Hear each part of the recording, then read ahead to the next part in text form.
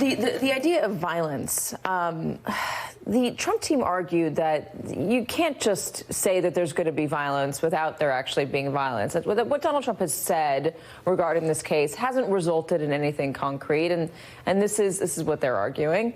And it's basically Minority Report. You can't go out there and judge somebody for something that hasn't happened. The judges didn't buy that. Why? They didn't buy that on two fronts. One, they said we shouldn't have to wait for someone to get hurt to be able to take prophylactic steps to protect the integrity of the administration of justice and to ensure the safety of witnesses and other participants. But the other thing that they didn't buy was John Sauer's insistence that nothing that Donald Trump has said in, let's say, the last 3 years has had any concrete impact. They pushed back on that and said, well, wait a second.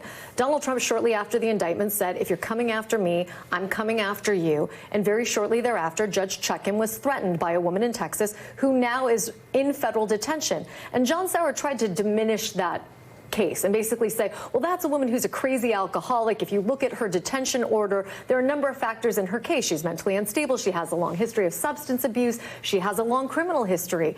And the judges weren't having that either, because if you are going to go on social media in this era and make those statements, how do you know that Mrs. Schrei, who's the defendant in that case, is the only person capable of and willing to follow what Donald Trump has said to its logical conclusion? The answer is we don't. We don't know how many possible lone wolves there are out there that are hanging on his every word. I wonder if